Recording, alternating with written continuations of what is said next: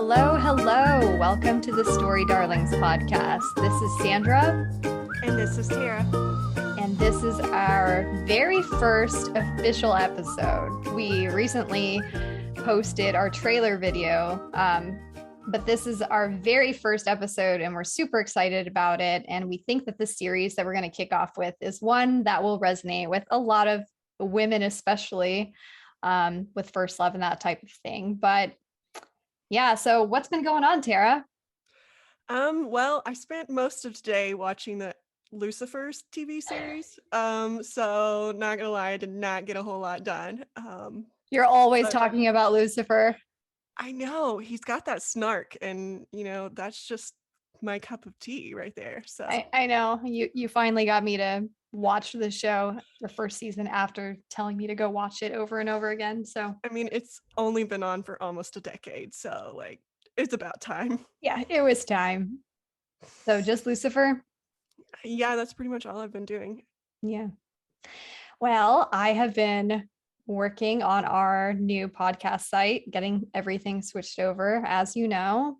I've been reading Infinite Jest, which is a book that I started months ago. I was a buddy reading it with Dylan, as you know, and it's a very difficult, dense book, but I'm sticking with it. So hopefully I'll finish it by December. But besides that, mom stuff, started my job. So that is going really great. And yeah, not much happening. We're still in a pandemic, so can't go anywhere really still. It's fun being tied to the house, especially when you have those kids. So oh yeah. Mm-hmm. Feel ya.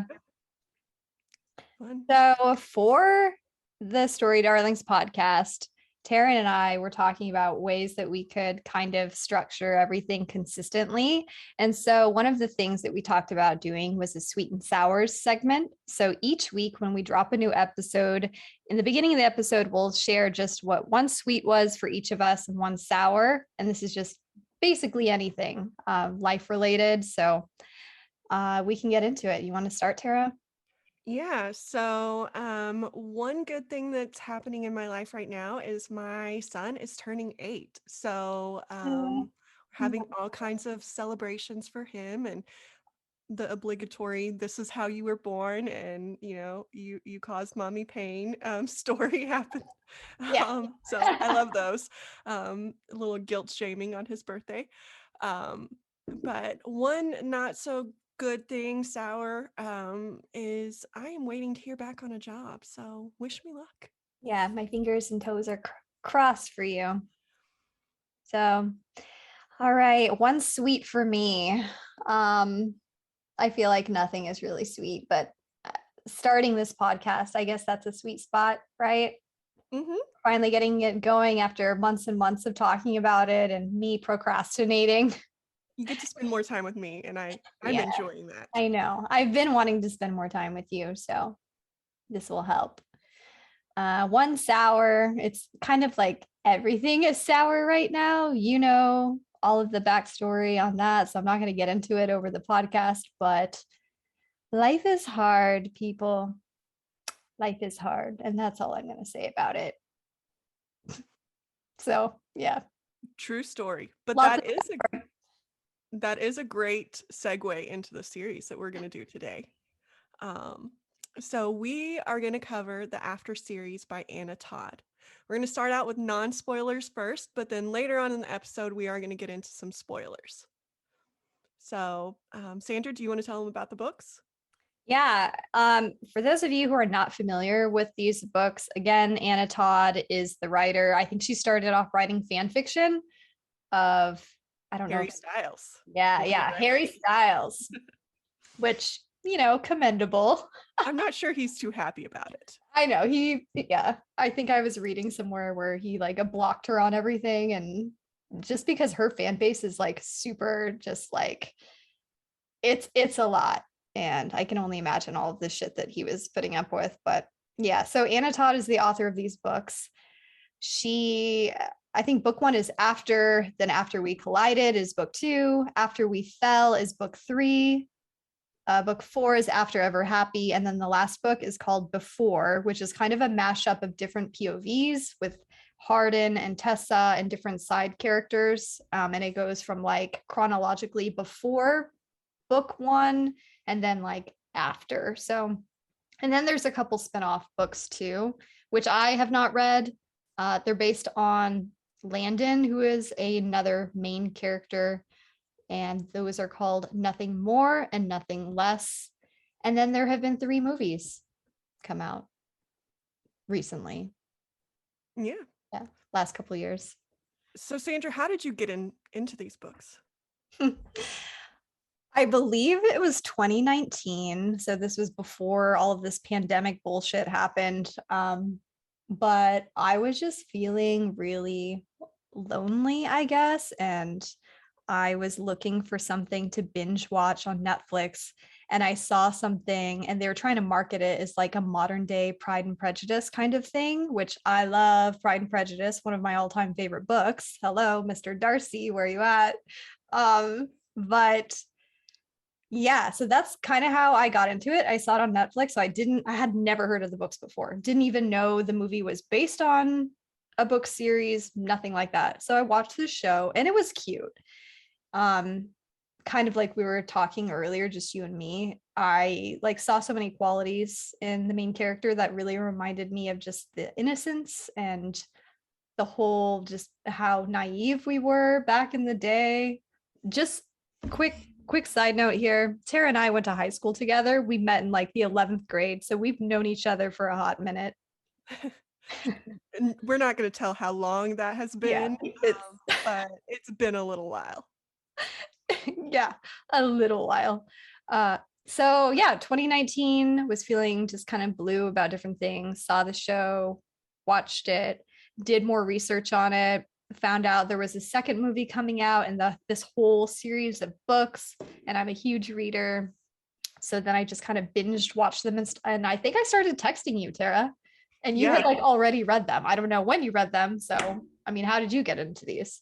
Well, now that you say that, I'm not sure how I got into them because I thought that you were the one who messaged me about the movie. So maybe I was just Netflix searching and found them, and I watched the books yet either. So I watched the movie and really, like Sandra said, connected with the characters in the movie, and then figured out that it was a fan fiction book and went to reading the books. Fun story, I was watching it for like the third time. And my oldest came downstairs and she was like, "Are you watching After?" So, yeah, I watched the same movie as my oldest child. So, That's yeah, crazy. it resonates with a whole spectrum of an audience there. Yeah. And honestly, the first movie is like pretty tame. Like there's not a Com- lot of sexual matter and things like that. So Comparatively, yes. yeah. Yeah. A lot of like preteen tweenage Mhm. kids are like into this. It still is a little uncomfortable if I were to watch it with her, though. Yeah. Yeah. So we're just gonna separately watch them. Good parenting tip. Yeah, don't watch these with your child. Yeah. Um, but basically, so in 2020, like February, I started my personal blog, and this was basically the series that I kicked that blog off with. And by and far, like the after series content is the most popular content. Like in terms of site traffic, people that are coming across that website were people that were just wanting to look up information about this and know more. So it's like it has a huge fandom. So that is why we're beginning with that one, the after series. But I guess we'll start off, like you said, Tara, not getting into spoilers for anyone that hasn't read the books that wants to. Um, yeah, let's talk about just general high level, like the plot and characters. Okay. So I'm gonna start off with Tessa because I think she's the main character that's, I mean, don't get me wrong, Hardin's in there, but Tessa is who I, you know, connected with. She, like you said earlier, she reminded me a lot of me. She is straight out of high school, getting into college for the first time. And she's experienced a lot of things that, this is the first time she's experienced them. Um, like us, another thing that kind of connected me to her is she's naive going into college. She doesn't have a lot of those, I don't want to say negative experiences, but negative experiences that make you grow as a human being. And so connected with her a lot. And then there's Hardin, who, I Oh, mean, Harden. the accent alone got me. But he is your quintessential bad boy. Yeah. Like he gets into trouble a lot. But you'll see him throughout the series. He grows a little, just like Tessa does. Um, but yeah. Yeah, I'm glad that you mentioned how much Tessa's character resonated with you back in high school because I agree. I'm remembering back to when we were 17, 18, 19, um, that first year that we went away to college. Do you remember when we moved into our suites and I forget what the guy's name was, but he asked us if we were closet freaks. Do you remember that? Yes, And and we had everyone no had fucking idea what that meant. We're like, does that mean we don't like to go out? do Like we we're like socially, clothes? yeah, like we just hang out in the closet. What does that mean? Like that's how naive we were, people. But also, so I hope I can say this. While I was watching the movie, uh, um, do you remember Tessa's mom, Carol? Hmm. How she is like really in tune with Tessa's life and like Yes. calls and Like, stuff. So I remember your mom and your mom liked to keep tabs on you. And mhm, yeah. And so yes. like that part, that relationship between Tessa and Carol, it really reminded me like some parts of that between you and your mom. Yes, I wholeheartedly agree. My mom likes to keep up with me still. Like, I mean, up until a couple years ago, we had a nightly call at 9 o'clock that if somebody did not answer their phone, like the police would get called, because it was that serious of a call. So yeah, Yeah. I agree. Like my Yeah. mom, I we just couldn't help but like make that connection when I was watching it. It's like no wonder it resonated because I mean, yeah, it's like we were Tessa. I mean, bookish, did our homework, made good grades. we're at parties sometimes doing like searching Yeah. for books. Maybe not that far. Um, Okay, UN. yeah. I did like the accents though, so I mean, Yeah. maybe I am even more like Tessa there. Yeah. In college, um, people used to call Tara UN just because like we hung out with the international crowd a lot, just because we really liked getting to know different people. We were really sheltered in high school and literally did not go out and do anything. So it's like, oh, one big difference though between us and I guess Tessa in the series is she had a boyfriend in high school, which we did not. We did We did not. not talk to boys, okay? Like unless there was a project or an assignment, we did not talk to boys. We did our homework with boys, but that's That the was line that right was there. it. So that Tessa did have a boyfriend, poor Noah, but yeah, we won't She get didn't know into how to treat her boyfriend, but yeah, yeah.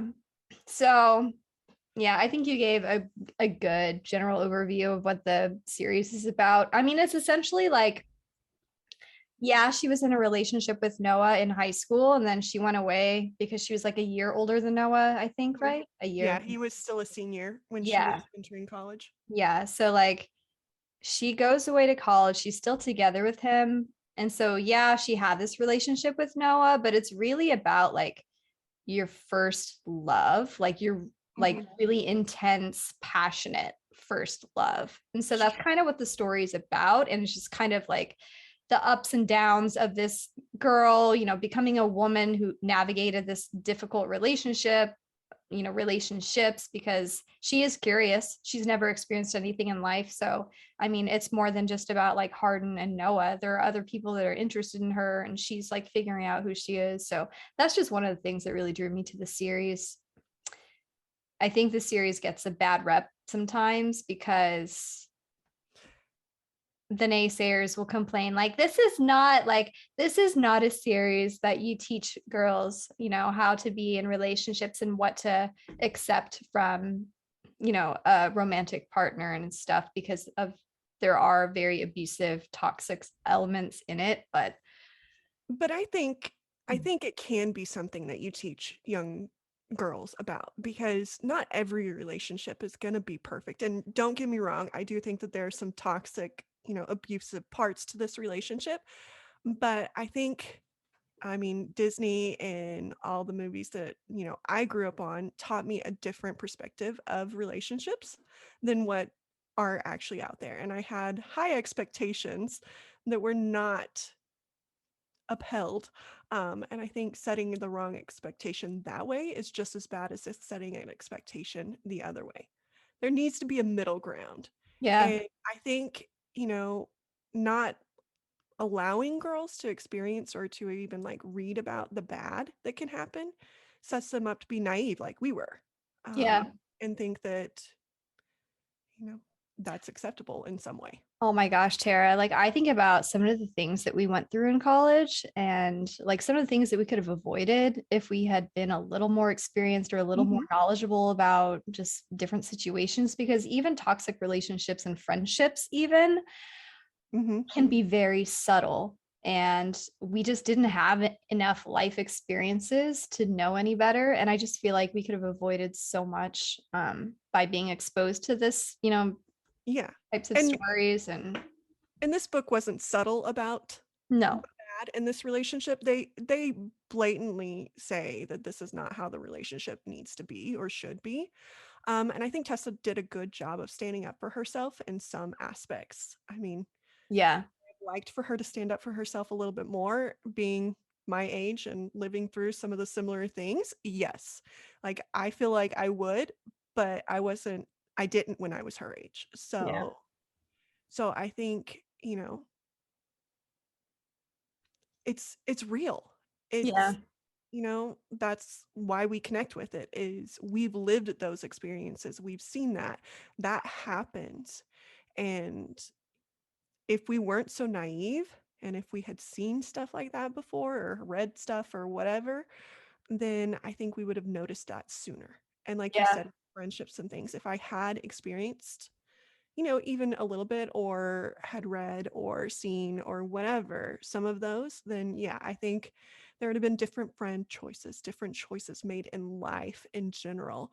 And just the But value and worth that you put on yourself too, mhm, like, I don't know about you, but like back in college, I was like, oh, my value is like determined by, how much time this guy spends with me, or the kind mhm, of attention that they can give me.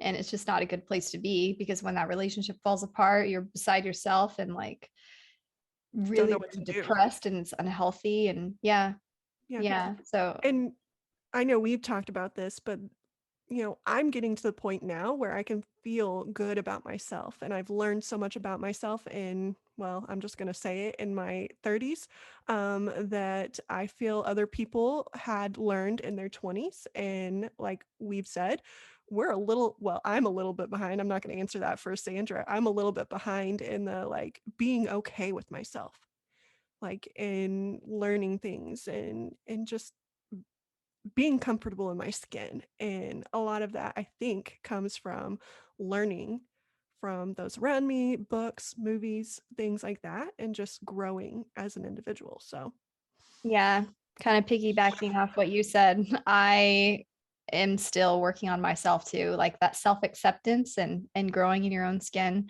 I'm not there yet, you know, mid 30s, and we're still figuring out. mhm. So if you're out there and you're still figuring it out, know that there are others. Hey, look at us. We're fine right now. Like we're still, Just fine. we're Not getting going to there. start crying anytime soon. No. I know, like off camera. Tears are for off camera.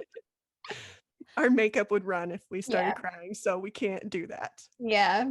But I mean, every story has its purpose, I feel like you learn from them. I don't think it's a blueprint for how teenage girls and teenage boys need to, enact their relationships, but there are definitely valuable lessons to learn in it, which I wish we would have had growing up. So, Yeah. but I mean, with that said, there are things to dislike and like, not just about the books, but like the movies too. And Mhm. just so you all know, I think the first movie is still out on Netflix. It came out in early 2019 on Netflix. The second movie came out February of last year. It kept getting pushed back and pushed back because of the pandemic. And then they finally just like, um, they finally released it on like everything. It's on Netflix. And then the third movie is coming out after we fell. Hopefully soon. Yeah, hopefully Um, soon. from what I read, it should be coming out on the 30th of September. So before this will air, hopefully the third movie will be out in some form. I don't know what form that is, but it should Yeah. be out. So Isn't there going to be a fourth movie too? I think. yes. I don't know Yeah, if, yeah, I didn't know if they're going to do a fifth movie or how they were going to handle. the before. Hmm. Yeah, I don't know. The only ones that I've read is there should be After We Fell and After Ever Happy, and I want to say that backwards every single time. Yeah. Um, should be coming out soon. Yeah. I'm excited. I mean, I personally wasn't wowed by the second movie. It just felt like, I don't know. When you watch some shows and movies and you can tell they feel like a movie or a show, Mhm. like they're super staged, like you Yeah. can like really pick up on the sound effects and the setting and just like the background act, like it felt like that medium. And I Well, just, and yeah, it took me out of it. I think I would have enjoyed it more had I not read the book first. Too, Oh, you think because so? I think I was wanting it to hold up to the book, and I think it fell short a little bit. There was a lot that happened in that book, and it felt kind of crammed in the movie. Like they didn't give true justice to some of the scenes. That is true. Um, and so I think if I would have watched it before I read the book, I think I would have liked the movie just fine. I agree with you. There were some things that took me out of it, but like it's a movie, so I was expecting it to feel like a movie. Um, but I also was expecting it to do the book justice. So Yeah. Now that you mention it, I do remember the pacing just being really, really mhm, fast. Like it yeah. was just bouncing from scene to scene. There wasn't like a lot of character development. And Mhm. yeah, I remember that. It was hard to And find. I'm gonna give a another character right now, but like there's a character named Trevor who's supposed to be like the I guess kind of a love triangle for the second time in this book. And he comes in the second movie, second book. Um, but he just like you said, he did not get a whole lot of development. You didn't like get a connection to him in the movie at all, I don't think. Whereas I think in the book you get more of a connection. Oh, yeah, you get a lot of Trevor in the Um, books. and so I think that that hurt in the movie because you did not feel that love triangle the same way as you do in the book. Yeah, which is a shame because I feel like from the books there were so many really memorable scenes, Mhm. with the F three Trevor. of them, Hardin and Tessa and Trevor. Yeah, Mhm. fuck Trevor. But that And that's a line from the books and it's worked its and way into the movies like over and over again. It's just like a classic Hardin Scott line. well, Hardin Scott calls Trevor fucking Trevor. Fuck you, That's his Trevor. name, according to Hardin. So yeah, it is quite hilarious every time he sees him. Like, but Yeah. Why don't we jump into spoilers now? I mean, we've okay, we've introduced Trevor and book two and this triangle stuff, but like, so I guess the first book is like this nice little, it eases you into this story between these two people, Tessa and Hardin. So it's very like high school girl goes off to college. She has a boyfriend back in high school, and he is like a very puppy love, sweet kind of he's more guy. a friend love Yeah, more there was like a than a friend love vibe for love. sure. Hmm. I think she loved him because he was around when Yeah. she was going through a rough time in her childhood, Yeah. and so he was there for her, and so I think it was more a friend love than a, like, I love you in a relationship love. Yeah. And honestly, just because of like Noah's character, he's so squeaky clean. Like the boy does nothing And wrong. adorable. Yeah, he is adorable. I feel like it doesn't really go into this a lot, but it's kind of just like me filling in context for backstory's sake. But like Carol's personality, she's such like a structured, overbearing mom that wants to have every say in Tessa's life that I wouldn't be surprised if she just kind of like made them come together as a boyfriend and girlfriend because he was good enough in her opinion to be with Tessa. I I will agree on that with you, Sandra. I think her mom played a huge role in that, if not for the fact that like Tessa wanted to please her mom and she Yeah. knew that she liked Noah. And so I yeah, I think Yeah. maybe not a forced relationship because that sounds bad, but like I think Tessa felt, her mom liked him and so Yeah. And if you're wondering, so Tessa's dad, he's not in the picture at all. Like there was some stuff that happened when she was a child. So Tessa is solely reliant upon her mother. And so it's just like always been her and her mom. Like the dad is not in the picture whatsoever. So that kind of just compounds all of the problems. And I think, thinking about it, if you don't have a father figure or, a healthy father figure in Mhm. your life, it's like, of course, You're it's gonna not a gravitate. surprise. Yeah, you're going to gravitate to the type of people that are going to fill that kind of emptiness that you feel, that part that's missing, like unknowingly do that. And I think that's Mhm. also what happened with Tessa when she went away to college. Yeah, because I think Tessa had the same kind of like, I don't know, resentment for her dad that Hardin has for his dad. Yeah, And Hardin's dad, spoiler alert, was an alcoholic when Hardin was growing up. So they both had, um, trying childhoods, not great childhoods. There are more things that happened to Hardin in his childhood too, which we will eventually get to. But he has a resentment that he built for his dad that I think Tessa mirrors for her dad because she didn't know why he left. Um, for sure. The things that Tessa and Hardin both dealt with as children with the type of shit their fathers were into, it just Mhm. it's things that you need therapy for later in life to work through them. But at least for this first book, it's really just a story about first passionate love.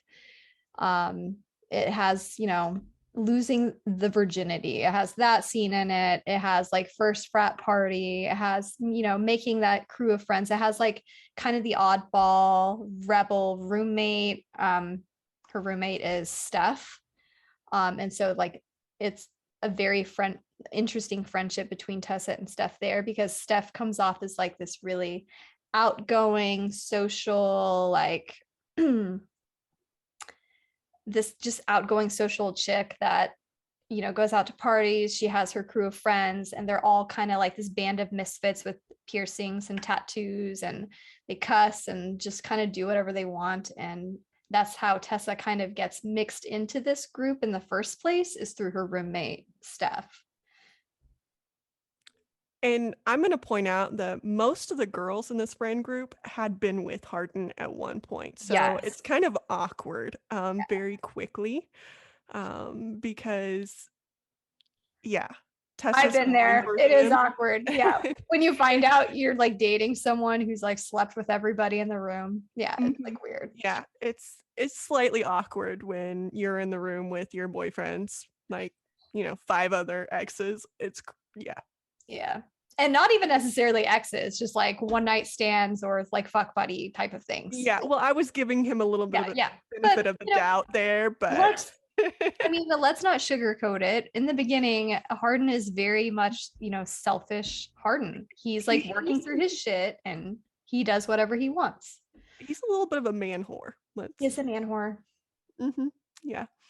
Um, but Tessa brings him over, and he finds the good in her, and she finds the good in him, I guess, Yeah, towards the end. what do they bond over? It's like books, right? It's like Yeah, yeah, Wuthering Heights, Wuthering which is Heights. another toxic relationship. Yes, and she keeps like throughout the book, she keeps like thinking her of herself as Catherine and him as Heathcliff, Mhm. um, and kind of comparing their relationship. Which, I mean, to her defense, there's some comparisons that are there, but I think that that does hurt her too because I think wills that to be sometimes. She thinks that they're the same, so she dwells on that part of their relationship instead of maybe focusing on some good things and maybe communicating with Harden. Oh, Um, the instead of communication. Yes. instead of, just saying, okay, we're like those people, so we shouldn't be together. Well, you love him, he loves you, so maybe you should communicate and try and make that work, if that's what you want out of it. If it's not, then end it and okay, it's great. But don't just keep trying to go back and expect it to be different when you're not making it different in some way. Yeah. I'm glad that you brought up the communication because one of the biggest complaints that I hear about the series, besides like this idea of it glorifying toxic relationships, like romanticizing it, is just that if they would simply talk about their issues like calm, adults, that most of their problems would be fixed, if not all of their problems would be resolved. But it's just like thinking back to us. Okay. It's hard to Sheltered, talk. sheltered upbringing, go away to college, you're suddenly immersed in this group of people, different kinds of people with different communication styles and upbringings and life experiences that you never had in your life before. And you're expected to just be communicative, like, and be able to express yourself clearly. Like, I think back to myself, there were so many situations I got myself in where I didn't feel comfortable, like, directly saying no to something, or you know it was easier to be coerced into doing things just because I don't want to say I didn't have a backbone, but it's like I didn't have enough life experiences to be able to just be confident and say Mm. no, like get out of my face or whatever, I and think it's the same thing with Tessa, like, and mhm, Harden. It's like they're both stunted in that sense. They can't just like, they're very, very emotional. Like it's common mhm. for them to blow up at each other and things just kind of devolve from there. I think Tessa is like me in that sense too. Like you were saying, I had a lot of, I mean, you said backbone, but like self-worth. Like I didn't think I was worth more than what they were giving me. And I think Tessa is the same way. She feels like, this is what she's worth, and has a little bit of a stunted amount of self-worth there. And I think that ties back to her dad leaving, because I think that that stunted her. And like you said, Harden's the same way. He exhibits his a little bit differently, where he thinks he's worth whatever he wants to say he's worth. And he does not think negatively about himself when he probably should a little bit at the beginning. Um, but yeah, I think they both show it different ways, but I think that they both are feeling the same thing. So that's an interesting point. You know, people who feel bad about themselves don't always show it the same way. No. And it often just results in them making the situation worse, or Hmm. they're just not equipped with the tools yet to be able to like resolve things in a better way, Hmm. hence the shouting or the bad habits, or just those bad Or habits you fall back into. And I think they both have a tendency to throw things back in each other's face. Mhm. Like Harden throws Zed and Trevor in Tessa's face, even though, I mean, let's face it, there really wasn't a whole lot to be throwing in each other's face because every time she went with one of them, they were broken up for a reason Harden Yeah, supplied. And then she throws, Harden's mistakes in his face a lot too. Um, yeah, Rightfully so sometimes, but at the same point, if you want something to change in your relationship, throwing that in his face isn't going to help. Yeah. It's just going to make things worse. So the communication, not even just the fact that they don't communicate a lot about the things that need to be, but the fact that when they do communicate, they're not doing it in a helpful way. They're doing it in a, well, you did this and you did this and you did this, Yeah. to see who can out bad the other one. And that's not helpful. Yeah. There's a lot of Spoiler alert. there's a lot of finger pointing. There's a lot of just, blaming and trying to one up each other. Like, oh, well, you did this. Well, I'm going to go and do this. And just Mhm. harboring a lot of resentment. And it just kind of And festers. Yeah. and I mean, I'm glad that you pointed up, well, you did this, I'm gonna do this. There was a scene where Tessa took that to an extreme where she thought Hardin had kissed or whatever another girl while they were together. And so Molly. she went and no, it was Dan's sister, because Hardin was apologizing to her for what he did to her. And they were alone in a room together. And Tessa went up the stairs and she was Oh, like, yeah. you, or whatever. And so Tessa thought that he had, you know, gotten with her. And so she threw that in his face again, that he had done that in the past. And she went and kissed a random person. And Hardin, being the great guy that he is, went and beat that guy up. And it was Tessa's fault there, but um, again, they threw it in each other's faces and did not communicate about what was going on. And Yeah. Tessa jumped to conclusions that then led them down to another horrible fight. And Yeah. yeah, I can't remember. Were they living with each other at this point? yeah, they started living with each other in the first book. Yeah, which is so Like before fast. she found out about the reason they started dating, which is a huge spoiler, guys. Oh, yeah. Let's get Um, into it. so Tessa and Hardin start dating early on in the first book.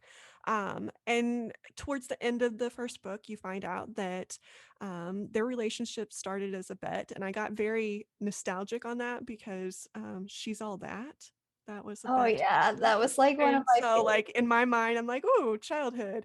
But yeah, so it started out as a bet. And this is where the movies and the book kind of diverge a little bit. The book is a lot more graphic in how he proved that he won the bet. And the bet was basically that he could get her to sleep with him because, as Sandra mentioned, she was a virgin going into high school. And so he bet that he could get her to sleep with him.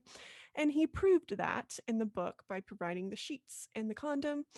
Whereas in the movie, they left that little tidbit out a little bit. Yeah, they did over the Just phone. just kind Or of yeah. like showed that he proved it. But yeah, so But the not thing the is, best move in on his both the books and the movie, he accepted payment for winning the bet. yes. Like Yes. it's like, So if you're hey, in love with this girl, dude, which you say you are, don't accept money for a bet that you won because you're in love with her. Like, bad move, Harden. Bad move. yeah, how he didn't think that would come out and bite him in the ass later. I don't know. Well, But he thought that once he got her to move in with him, and this is kind of gaslighting, I think, because he thought that if he got her to move in with him, she would have nowhere else to go, no one else to rely on because he had ruined her relationship with her mom. And so she would be stuck with him at that point because they're his friends that she made in college. He was their group or part of their group, and she wasn't. And so if she didn't have Noah, because she broke up with Noah, if she didn't have her mom, and he was it. She was living with him, so she didn't have anywhere to go. He thought that that was it. And he also helped her get the internship advance. mm, So, like, her whole life revolved around him. yeah, And so he thought he had it in the bag that she would not be able to grow, like you said, a backbone and leave him because, well, where's she going to go? yeah. It's like throughout the series, there's just this. I mean, it's like a cycle between those Mhm. two. I mean, it just like whether it's love triangles, because she is a catch. She's smart, she's Sweet, witty, she's sweet, she cares beautiful. about people, she's gorgeous. So she's a catch. Of course, guys are going to be interested in her, whether, they're her coworkers or random people that she meets out or whatever it is. Like she has a lot going for her. And so it's just, she doesn't have a lot of experiences. So yeah, at times she is curious about, what it would be like to make out with some random guy at the club, or, what it would be like to date someone with his shit together, like Trevor, who she works with at the internship. And it's just, but it always comes back to Harden because he just kind of self sabotages and pulls her into his whole shit storm, and she Mhm. just gets swept up in it over and over again. I think she learns a lot from Kim. Yeah, Kim. Mm. Um, in And what to Kim take. is, And Kim is awesome. But Kim is Mr. Vance's future wife. She works for Vance Publishing, and she is Tessa's boss when she is doing her internship. And she is just a little older than Tessa, got her shit together, and kind of mentors Tessa in what she should and should not be taking from Harden. And I think Tessa grows a lot of backbone from hearing from Kim. But yeah. then towards the end of the like fourth book, I think Tessa gives some of that backbone to her, like gives it back, like Oh, yeah. Kim goes through something towards the end of that book that even Tessa can see her I don't know, standing her ground a Oh, little bit. yeah. And that's, And I love that scene. yeah. It's also one of the kind of divisive points for a lot of people in the fandom, is because like they love the relationship between Hardin and Tessa so much. Like they're like destined for each other, is how people think of them. Like they're just so passionate and intensely in love with each other. But the fact that Tessa does eventually grow up and stand her ground and distance, like physically distances and cuts herself off from interacting with Hardin. Like he is not in her life whatsoever. Like by the end of the series, it's been like what, a couple of years or something. Mhm. And for a lot of people in the fandom, they're just like, they wasted so much time. Like they wasted so much time by not just like growing up and communicating these things with each other. And like they were apart and miserable, and they were always meant to be together. And so it's kind of like this give and take with Tessa growing up and standing her ground and being away from him, because it's like on one hand, yay, you go, like you finally did it, you got yourself out of a crappy situation until it can work itself out and be healthier. But on the other hand, it's like people just really wanted more time, like more good times with them Yeah. together instead of all the bad toxicity. And I agree with them. Like in a perfect world, they would have been together from the beginning and we wouldn't have to have lived their ups and downs. It would have all been ups. But I think that that's why it resonates too, Yeah. because real life isn't that way. Like you don't find the perfect love and they never screw up and they always do things the right way and there's never a problem. Like that, sorry, but this isn't a Disney movie. Are you, Like are it you doesn't speaking happen from that way. experience? Yes, yes, a little experience there. It doesn't happen that way. Like you have to live through the downs for the ups to be worth it. Like Yeah.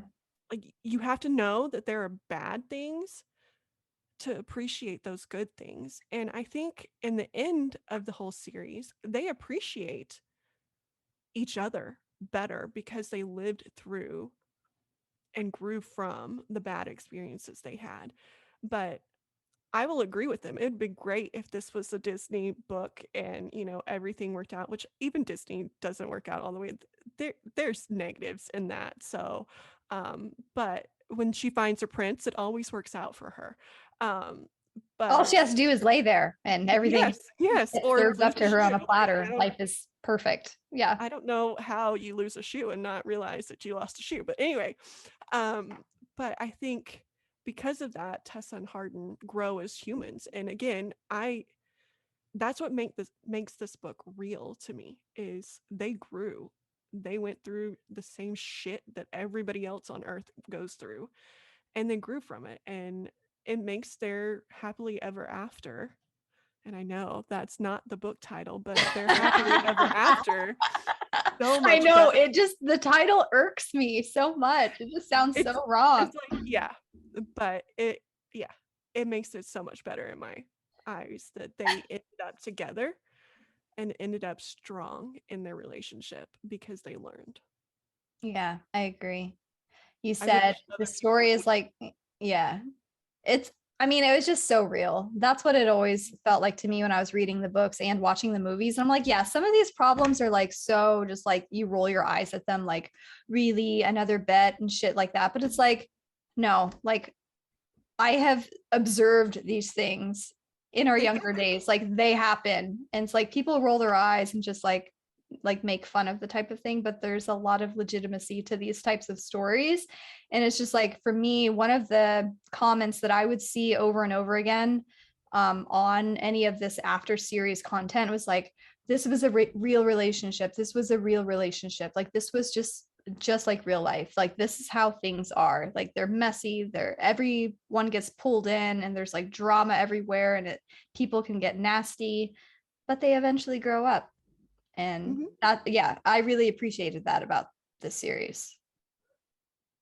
So now, what did you think about the cast of the movies compared Okay. to what you envisioned when you read the books? Because I have some I have some thoughts on this. Yeah. Well, okay. Since I watched the movie first, I mean, as and read the books after, of course, I envisioned, Hero as Hardin and Josephine Langford as Tessa. So everyone that they had in the movie, I like inserted their face onto these characters Mhm. as I read the books. But like, I thought in the first movie, everyone was pretty spot on, pretty perfect. Like it fit with how they read across the page. But then, like, oh, Tara, as we get into like as we get into like the second, third movie casting, it's just like, what is happening to this Yes. franchise? Like, I mean, I don't think that they expected the first movie to be as popular as it was. oh, it was Um, so low budget too. It was low yeah, budget done. I think that they expected it to be kind of like a, one and done thing. And so I don't know that they planned ahead for the cast of the next movie. And I don't know what the deal was, but a lot of the cast changed. I'm glad that they kept Hardin and Tessa the same, so Hero and Josephine, but a lot of the other people switched and Oh, switched like noticeably switched. Um, and Landon, yes, Landon's mom Vance, switched. Trish. Oh no, No, Landon's mom, not Hardin's what mom. was her name? I can't remember, but I don't yeah, know her either. mom.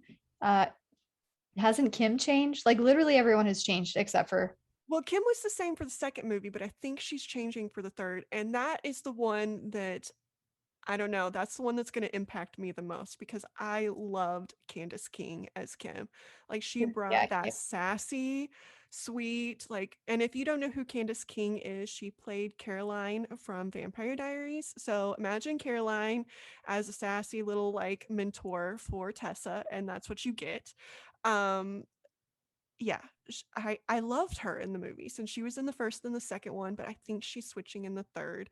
Um, and I have some qualms with a couple of the other casts switching because like Landon's mom went from, I don't know if she was white, but like she was almost white to black. And I mean that's fine. It's just a noticeable switch. Yeah. Um and I think Carol is going to stay the same. I She's just don't played know if she by. appears in well, okay. Carol, so back up. Carol is played by Selma Blair. And if you guys don't know, like she has MS Mhm. and it has gotten really, really bad over the years. Like I think she was walking around some in the second movie and stuff like Mhm. that, but I don't know if she was able to by the time the She third one was requires filmed. Yeah. he requires a cane in real life, which I am going to point out. Like Sandra pointed out that Carol is a lot like my mom, and my mom also has MS. So like there's connections all around with Carol and my mom. But yeah, it becomes very debilitating, and so I think that that one was maybe a necessity. Like I was saying, some of these might have been that they didn't think that they were going to do a second movie when they did the contracts and they weren't able to get them scheduling or whatever for the second, the third movies. But yeah, Yeah. there were some changes. Yeah. That one And was it's heartbreaking. But not all they're trying to work around it. Yeah. not all for the worse of the movies, just you're going to notice them. But like some of the most beloved characters, even in the books, like fucking Trevor, like he is changing Yeah. from book 2 to 3, which is like, And Hardin's dad is also changing from 2 to 3, I think, or did he who change are we in talking 2? about? Are we talking about fake dad, Ken Scott, or are we talking about Christian, real dad? Well, Spoiler alert. I'm talking about Ken right now, but Christian also changes. So both, they both change. Um, Yeah. and did Hardin's mom change too? I can't remember. I can't I don't remember, think she did. I can't remember. but like So there's like Landon, yeah. it's like musical chairs up in this movie. The only people that stay the same, I think Steph stayed the same. Zed stayed the same. Hardin and Tessa stayed the same, but all else is fair game, I guess, for the casting people on Yeah, this which movie. it's heartbreaking for a series as worldwide like popular as this one. I mean, I know I'm personally going to find it jarring whenever I get used to, different Mhm. characters on screen, but it's like thinking back to other big franchises where this has happened, like Twilight. They ended up switching some of them like side vampire Mhm. characters, Yeah, which I remember like kind of but they fixing all on looked that. very similar. Like, Yeah, I mean, but so when they made them. changed, like Victoria, Yep. they changed her to Bryce Dallas Howard, which they made her dye her. Well, she had red hair anyway, but like they made her look like the original Yeah. person who played it, not like you know, all of a sudden Victoria has blonde hair now. Um, Yeah. They tried to, yeah, at least keep it consistent across the entire thing. But yeah, I'm so worried about how the third movie is going to go, but hopefully we'll get to watch it soon. yeah, I think it'll be good because hopefully they'll keep the premise, and I'm okay with a cast being a cast. Like they might not be who I was imagining in my head as the person, but very rarely are they who I was imagining as the person Yeah. in the first place. But I think no matter what, as long as they stay towards the premise of the book, I'm gonna be okay with it. Yeah, me too. Well, Tara, I think we're approaching time here, but tell me. So across, books, movies, whatever, what would you say your favorite scene or moment or exchange was? Um, I think the I don't know. I liked a couple. I really liked her when they go off to the cabin with Ken and whatever her name is, Landon's mom. I can't remember either. I know. But when they go to the cabin with her, and Hardin is trying to make Tessa jealous because she had just found out that he was thwarting her efforts to get a place in Seattle because he didn't want her to move. Um, Typical Hardin, like Yeah. whatever. Try and keep her there by making sure she has no other options. Um, so he's trying to make her jealous and it's working. She's pretty jealous, but then he pushes her too far and she gets a backbone for herself and she goes off and another person comes and talks to her and then Jarden. Hardin is the one who ends up getting jealous. That's Hardin's jealous name. Like I just gave Jordan. him a uh, you know, whatever I that's like called. it. Yeah. So jealous Hardin is now Jarden. Um, he gets jealous and he ends up being the one feeling that. So I like that scene, but I also like the scene where she finally gives up on him when they're in London and he is at the party with his old group of London friends that are not good influences on him. But she walks in and he has another girl wearing his shirt and she's wrapped around him. And he didn't do anything with her, but he gave Tessa the impression that he did. And so she finally walked out on him. Now the rest of that scene was not my favorite, but I liked when she like, you know what? I'm worth more than this. Yeah, that was And a I great can do moment. more than this. So those are my favorites. What about you? I'm a sucker for that transition between like innocence and I just being more experienced, I guess, falling Hmm. in love. So for me, it's probably like the montage type of scenes in the first book with just the two of them together, like whether All the it's good them, times. yeah, all the good times, like reading in bed together, just doing really simple day-to-day domestic type of things. Like I love those glimpses of those moments where they didn't have any outside drama. It was just them two enjoying, the writing and the reading and all the different things that they like doing, just spending time with one another. There's like no ego, there's no jealousy. It's just like them in their own little hardened Tessa world. And I love those moments. They're such tender, sweet moments. I The like them world too. needs more of those without all Yes. the other shit. The world needs more of women sticking up for themselves too. So Yeah. all around, I Yeah. think. I haven't so I think this was Anna Todd's first series that she wrote, Hmm. right? She Yeah, I think also so. wrote, what was it? Like The Spring Girls, which is a retelling of Little Women, I think it is, like a modern twist of that. I read it. I wasn't really wowed by that book.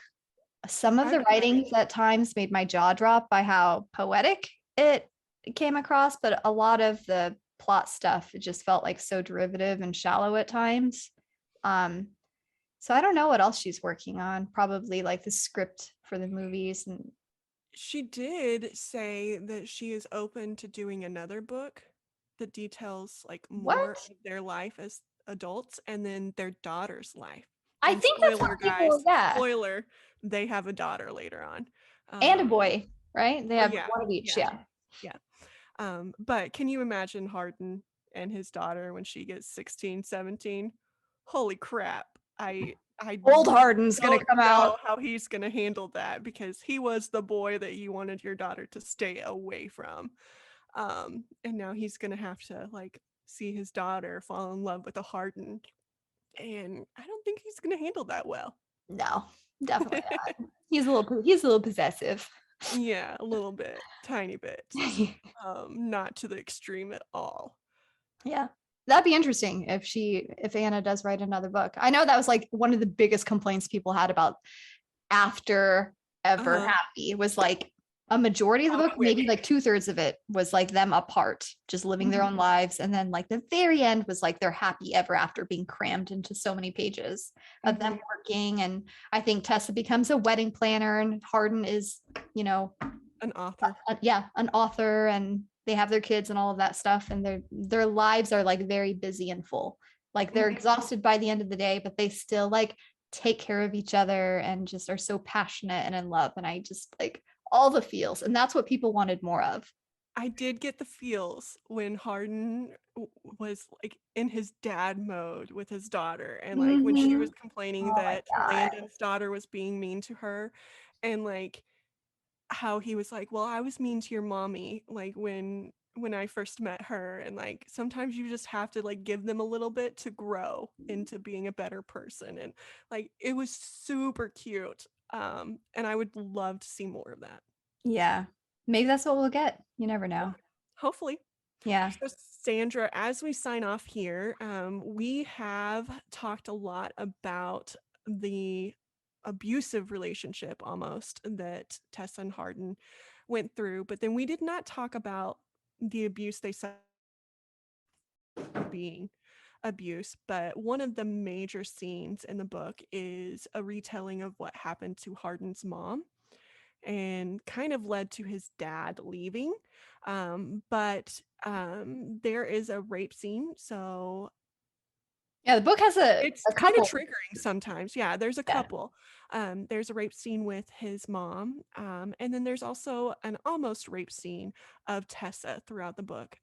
So I thought it'd be kind of cool in our show notes for this if we link a charity if you guys want to get involved. I'm gonna let Sandra tell you about it though. Yeah, so kind of I quickly like brushed over this at the beginning of the episode, but I recently started a job at the Northwest Arkansas Center for Sexual Assault. I'll be doing development and marketing over there, trying to grow impact in the community. So for this, just because like sexual assault and domestic abuse and all of these really heavy themes are just really predominant throughout the entire series, whether it's the books or the movies. The organization that I'm working for now, they help a lot of survivors, primary and secondary victims of this type of thing. So we thought whenever we do these videos, we would try and link back to, a good cause. And so, yeah, Northwest Arkansas Center for Sexual Assault. If you want to donate to a good cause, I'll link out to the website donation form if you feel like doing that. But yeah, I mean, stories are so important to just growing as a human being. Um, and this one definitely has its place. Like, it's not a perfect series, right, Tara? Mhm. Like, it has its issues There's and some stuff. writing Like, yeah, flaws. there's some valid arguments for it. But, like, I don't think that Anna Todd is ultimately teaching people to just be involved in these horribly abusive relationships. Like, that's not what it's about at all. It's just about two kids, because I mean, I look at 18 and 18-year-old Mhm. Sandra and Tara as children, because that's what we Yeah, are. We were children, when we were 20. Like, I'm a completely different person I now feel than like I was still a child yeah, when I hit 30, yeah, like, let's be yeah. honest.